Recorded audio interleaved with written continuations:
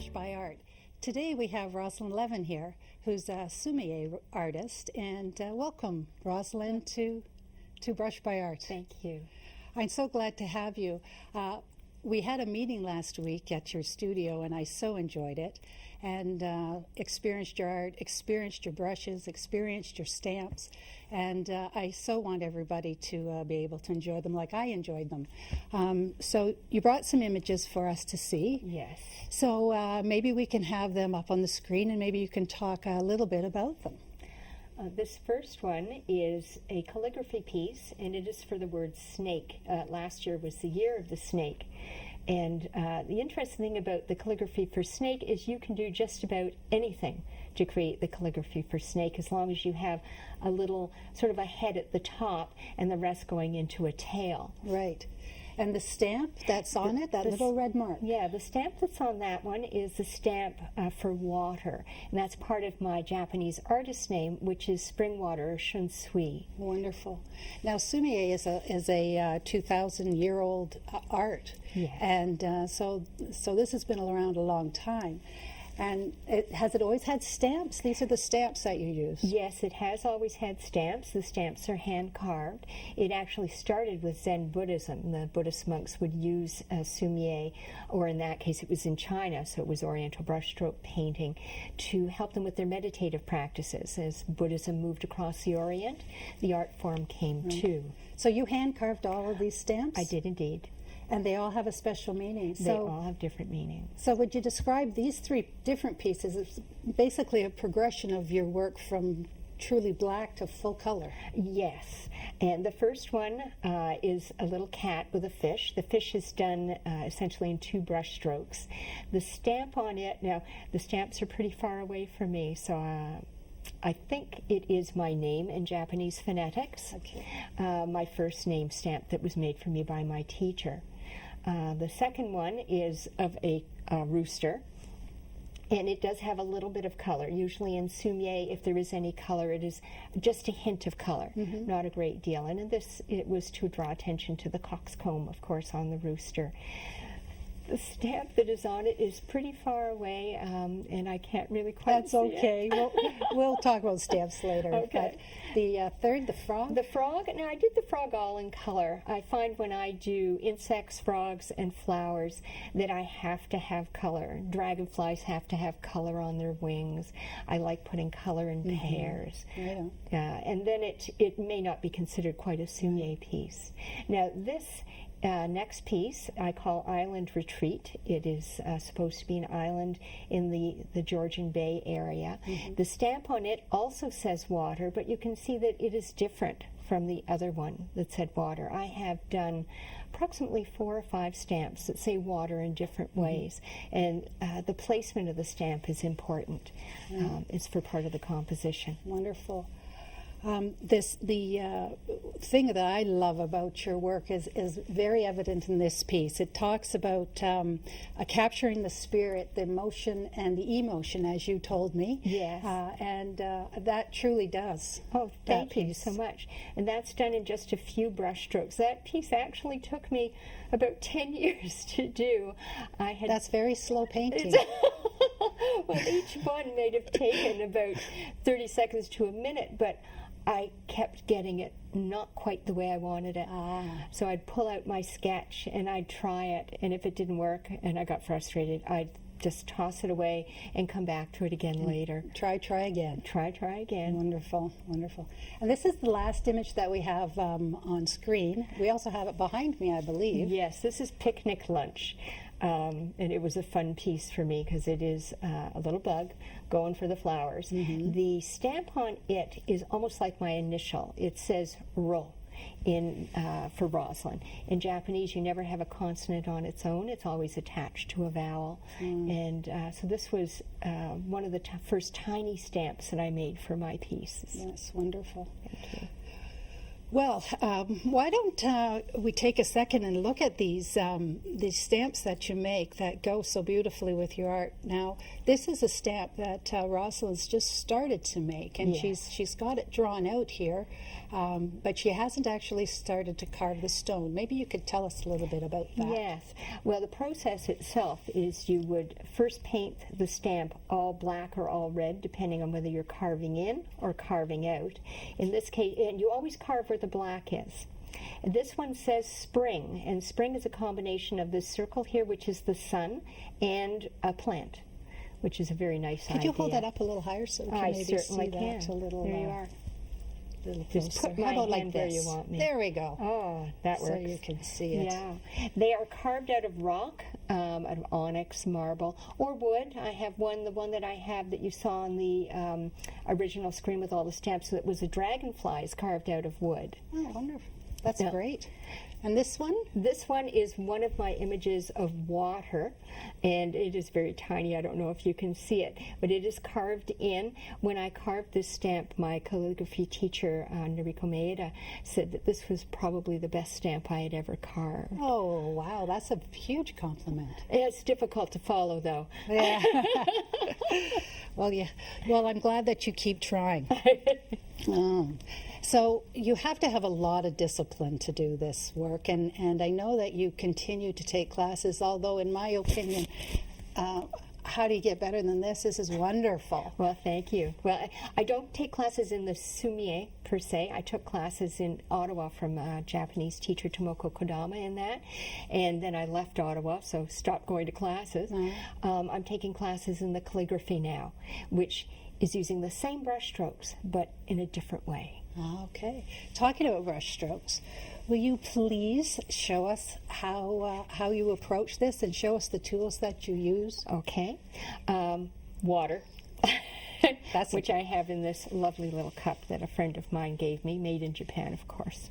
This is an ink stick. Now, an ink stick is made of compressed pine or vegetable soot. This one is a blue-black ink. They come in blue-black, brown black, and black black. And this is a very expensive ink stick, so it is has a beautiful odor, smell. It's got essential oils in it. I won it in a calligraphy competition. And this is sumi. The picture is A, which gives you the name of the art form, sumi-e. And this is called a scissori.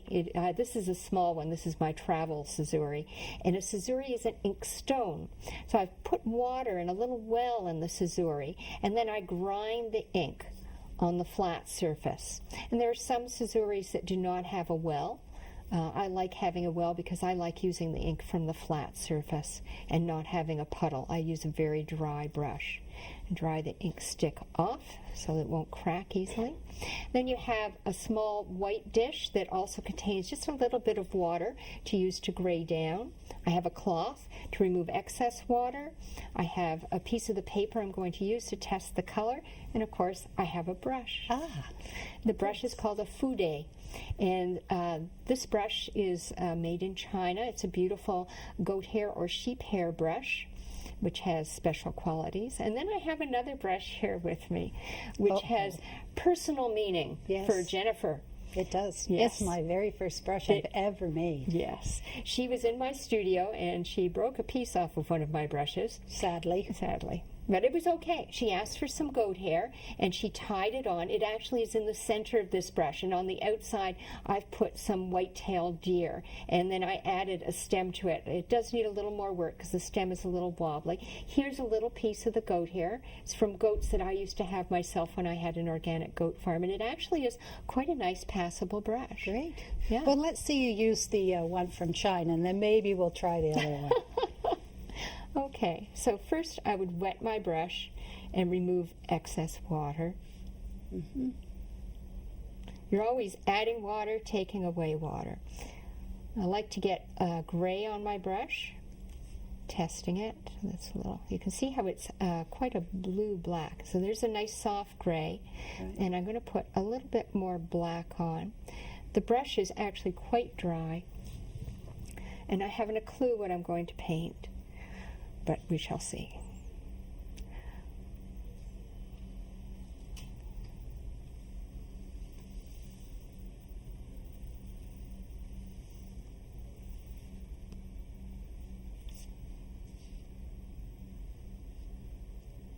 So what I find very interesting is that your whole body is moving with those strokes. Yes.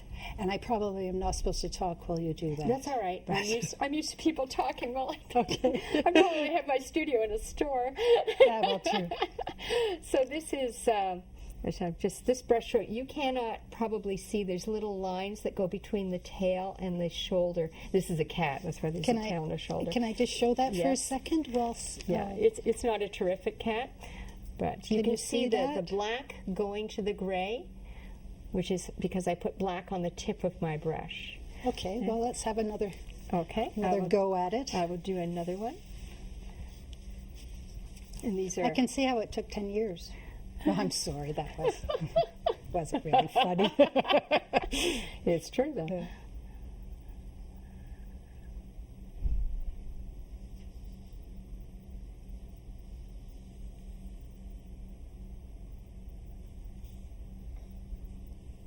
And the motion, and how you press down and press up, and Yes, I'll just finish this one because otherwise you won't know what it is. that's great. I think I know what this is. What going is to be. it? I think it's going to be a heron, is it? You are absolutely correct. Oh, it is a heron, and there's its beak. Maybe we can show that. That's wonderful. That actually is quite pretty, from It this is. side anyway. It's very and you pretty. can see the gradations of Right. the black to the gray. I think what I really love about it is that it can be such a one single stroked piece, but it is. But it shows its character. It shows. It captures its spirit.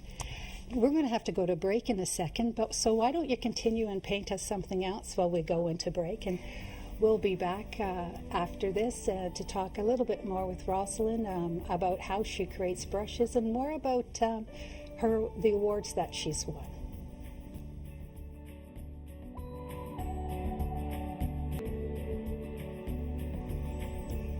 Welcome back to Brush by Art. In this segment, Roslyn Levin is still with us, and when I met with her, she told me all about being a brushaholic, and I didn't believe her until she brought me her brushes.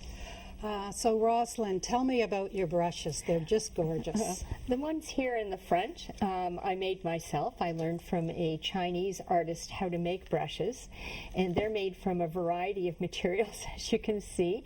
There's goat hair, squirrel hair, skunk, raccoon, porcupine hair, not quills, horse hair, wolf hair. There's even some badger and bear and feathers, as you can probably see.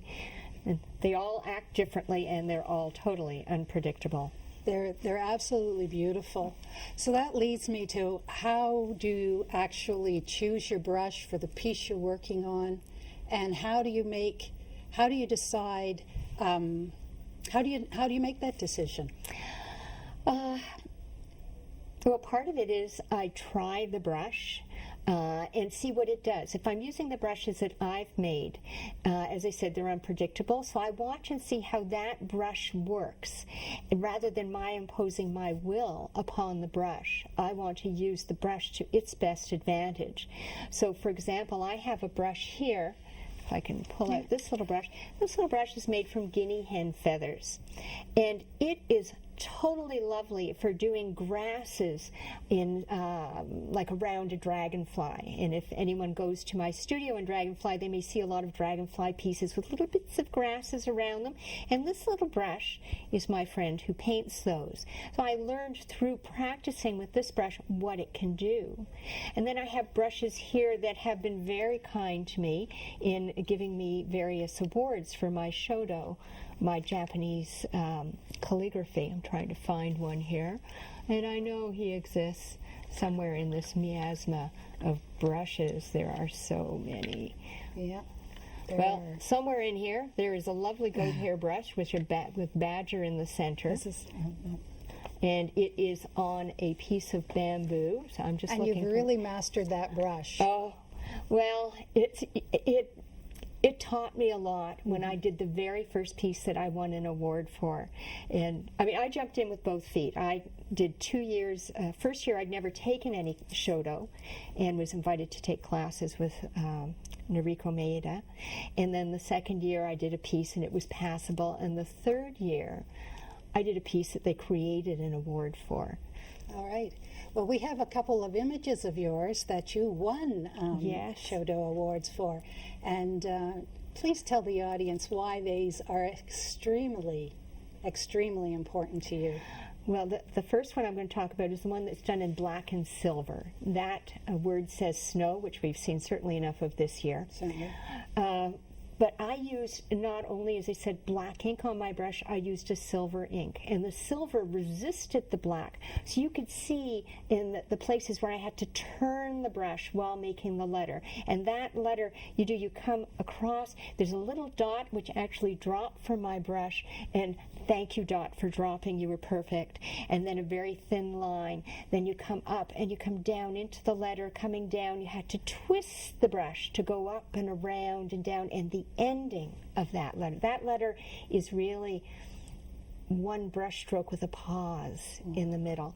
And at the end, the brush stroke has to come off the page, doing a very, very fine ending, retaining its strength throughout and retaining ink on the brush throughout. So extremely difficult maneuvers, Oh, really. yes, yeah, it's athletic. It's Olympic quality Olympic, in the yes, Olympic here. yeah. So this piece also won a Shodo Award. This won a grand prize, which meant I had won gold prize or higher at least 3 times. And it says falling yellow leaves. And we had spoken about the energy or the spirit in the work. Yes. Well, this definitely shows it because you had to move, and you're moving like the leaves in the wind. So at the end, you see these brush strokes going side to side to side. And you had to feel that and actually move and feel that inside of you while you're painting it. Well, And the emotion really shows, doesn't it? yes, in your yes, pieces. Yes, I try to do that. And that one I also put yellow in to represent the lovely yellow leaves that were falling.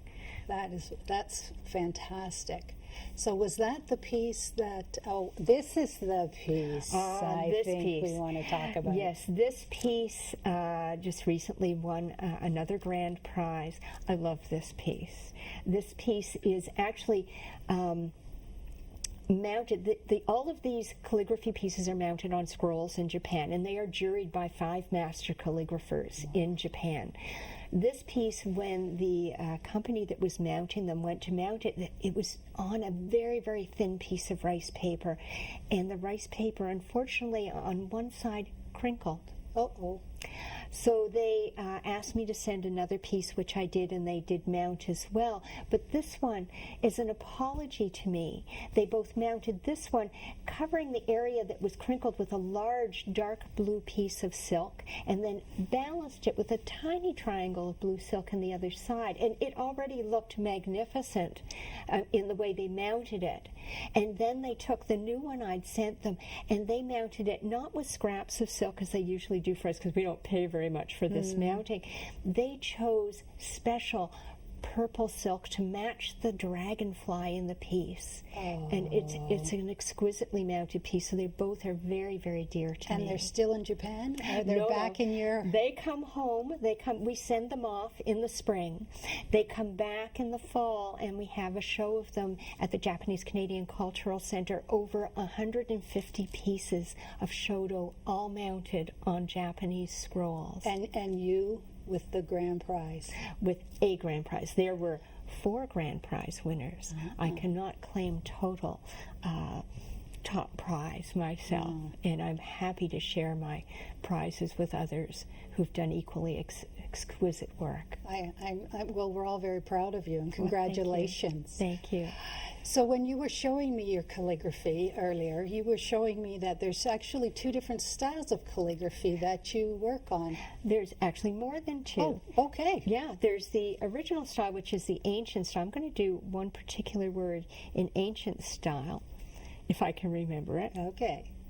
And the ancient style is supposed to look like it's carved.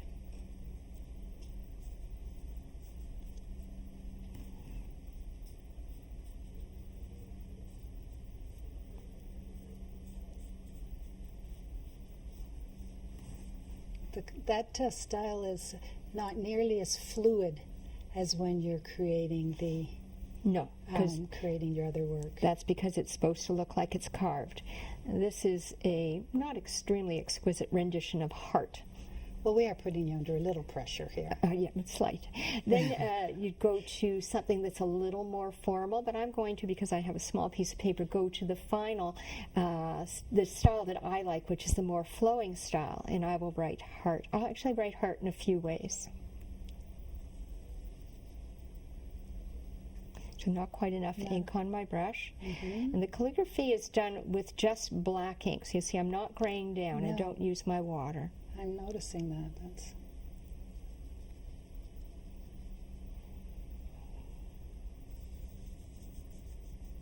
wow. Well, you certainly have the heart for it, don't you? Oh, don't make you laugh. You're going to lose your brush. Oh, that's my excuse for not doing a good one. Oh, that's beautiful. So that says heart, and then you can make it very beautifully. You can make heart say different things. And I see I only have a little squishy bit here, so I'm going to do a different kind of heart. This is heart right at the beginning of love, when you're just so full. A fresh heart. Yes. Yeah. Looks wonderful.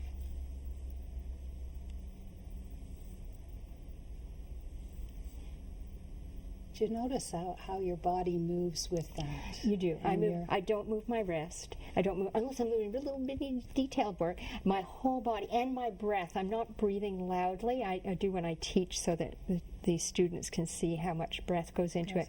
But you breathe, you paint on the out breath, and you lift your brush on the in breath. But you see, these all say heart, and yet they look different. Let me hold this up. Yeah, that's a good idea.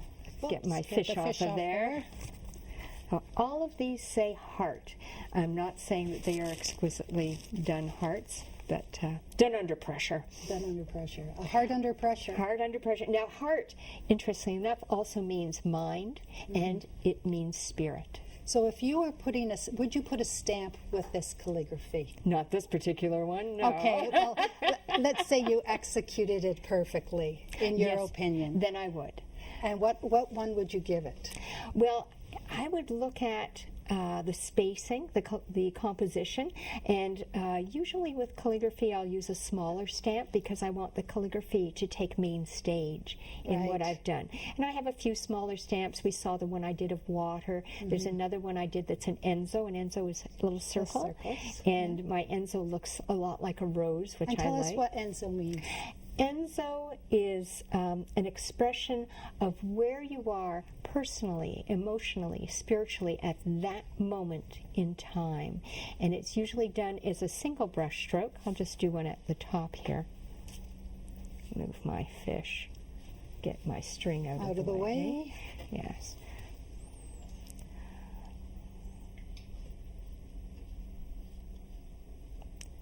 You can see how I'm turning the brush. This is not an easy art form. No, it doesn't. It's very simplistic, but there's definitely no ease to it, if you ask me. No. Oh, that's a nice little Enzo. Although there's no variation in texture. I would like to have had a more variation in texture. And you get that from the brush you choose? From how quickly you do it. From the brush you choose. There are a lot of variables. Type of ink? Type of paper? Type of paper. The paper is very absorbent, and every time you use a different paper, you have a different absorbency. You have to relearn what you're doing. And you can see here on this, holding up the piece of paper, on this particular Enzo, you see here there's a different texture. I moved more quickly, and that gives you something more interesting for the eye to see than in this one, where although it's a lovely circle, it is all the same black. And you can also do Enzos where you'll do the circle over and over. You'll come back in and you'll do another circle and another. Maybe you haven't quite decided who you are yet in this time and We're space. running out of.